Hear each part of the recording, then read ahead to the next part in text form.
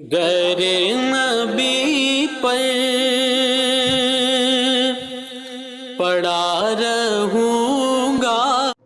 نحمدہ ونصلی ونسلم علی رسولہ الکریم۔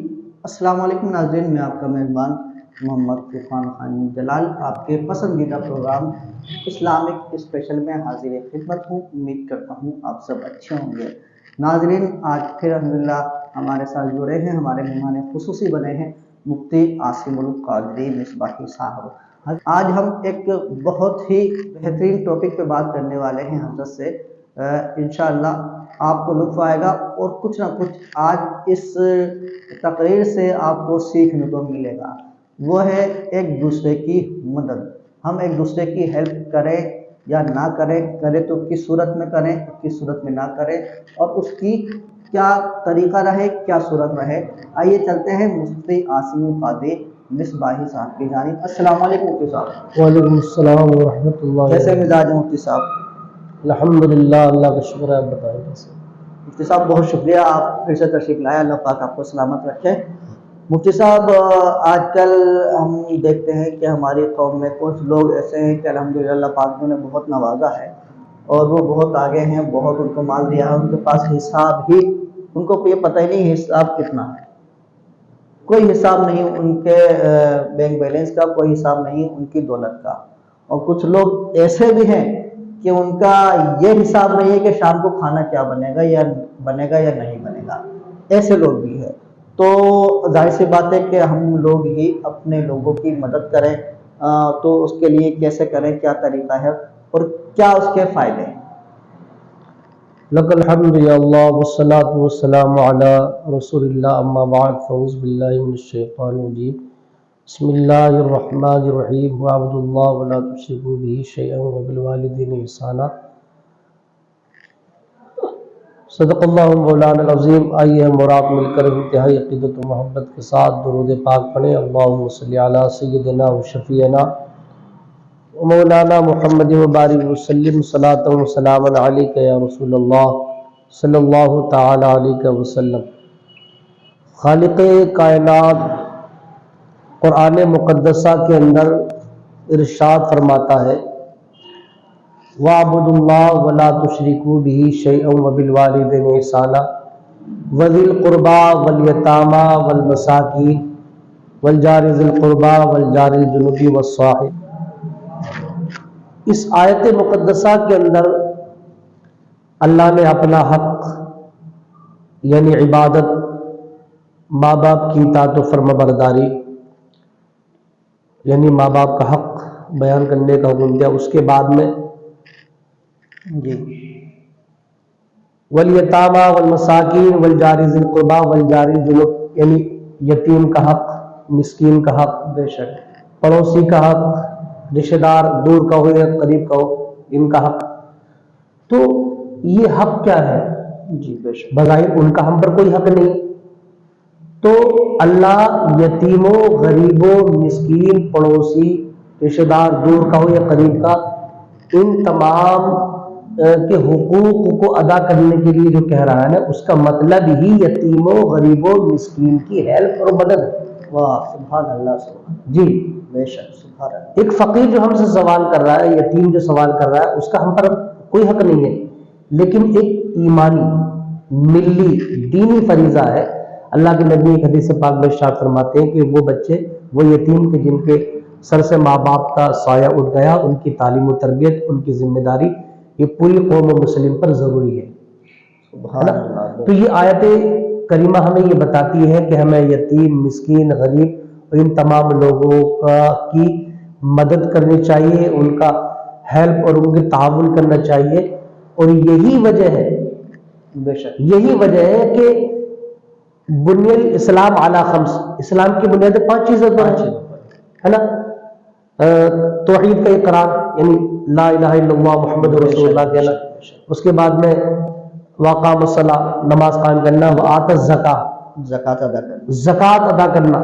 تو آپ یہ دیکھیں کہ زکوٰۃ ادا کرنا اس کا مطلب کیا ہے؟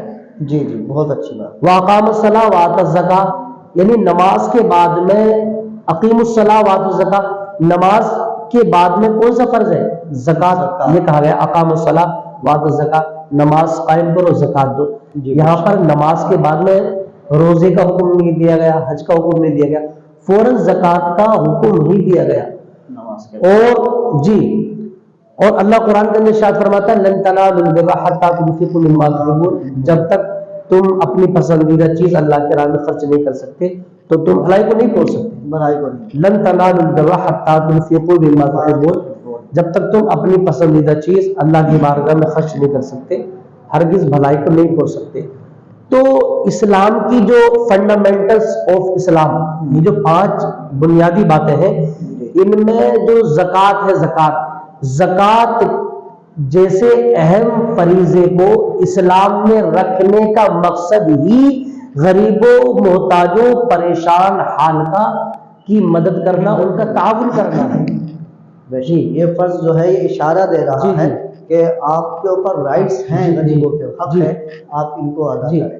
اور بہت اچھی بات، اللہ کے نبی ارشاد فرماتے ہیں واللہ فی عون العبد ما کان العبد فی عون اخیہ، اللہ اس کی ہیلپ اور مدد کرتا رہتا ہے کہ جب تک وہ بندہ اپنے بھائی کی مدد کرتا رہتا ہے. سبحان اللہ، سبحان اللہ، کیا بات. واللہ فی عون العبد ما کان العبد لعون اخیہ، اللہ اس بندے کی جب تک مدد کرتا رہتا ہے کہ جب تک بندہ اپنے بھائی کی مدد کرتا رہتا ہے. آج ہم دوسرے کی کوئی ہیلپ نہیں کرتے، ہم یہ دیکھتے ہیں کہ جو پریشان حال ہے تو اس کو چھوڑ دیتے ہیں، وہی اپنی پریشانی سے جھوج رہا ہوتا، غربت سے وہی جھوج رہا ہوتا. حالانکہ یہ اسلامی تعلیمات نہیں ہے، نبی کی تعلیمات بالکل نہیں ہے. نبی کی تعلیمات یہ ہے کہ ہم اس سے پوچھیں، اس کی پریشانیوں کو دور کریں. کیوں؟ اس لیے کہ اگر ہم اس کی پریشانی کو دور کریں گے تو اللہ ہماری مشکلات آسان فرمائے گا. بے شک بے شک. اور ایک حدیث پاک میں اللہ کے نبی ارشاد فرماتے ہیں خیر الناس من ينفع الناس، لوگوں میں سب سے بہتر وہ ہے کہ جو لوگوں کو فائدہ پہنچائے. ان میں سب سے بہترین وہ ہے کہ جو لوگوں کو فائدہ پہنچائے. مفتی صاحب، میں تو ایک بات تو یہاں عرض کروں، ہر انسان یہ بھی سوچے کہ 2 لائن بنائے، ٹیم بنائے اے یا بی.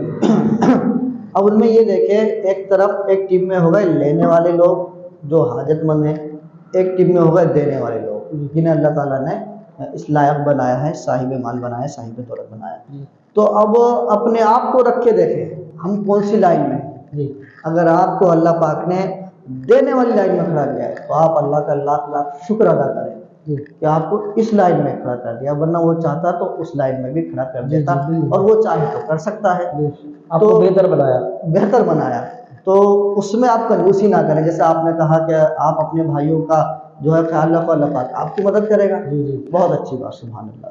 اچھا، وہیں پر میں ایک بات کہنا چاہوں گا.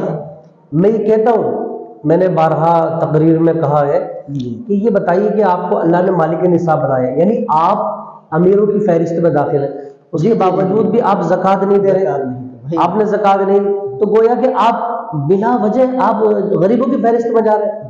اللہ نے آپ کو مالدار بنایا، مالدار بنانے کی تمیز ہے آپ میں، ان میں آپ میں تمیز ہے. آپ نے دینے والے ہیں، وہ لینے والے ہیں.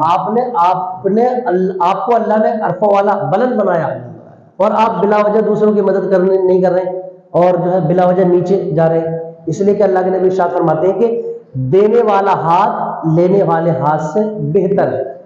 جی، وہی کہ اللہ پاک نے آپ کو اس میں کھڑا کیا، آپ کو دینے والا بنایا، اور آپ نہ دے کے اس والی فہرست میں پہنچ جا رہے ہیں. جی، بہت اچھی بات. اور یہ جو آپ نے پوچھا کہ ہمیں ایک دوسرے کی مدد کرنی چاہیے کہ نہیں چاہیے، یہ اسلامی کی تعلیمات ہے، یہ تو نبی کی تعلیمات ہے. نبی کی تعلیمات یہی ہے.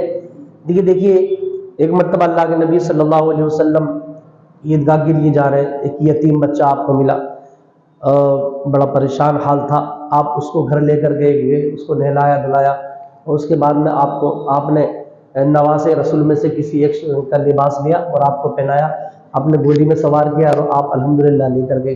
تو یہی تو مدد ہے. بے شک یہی تو مدد ہے.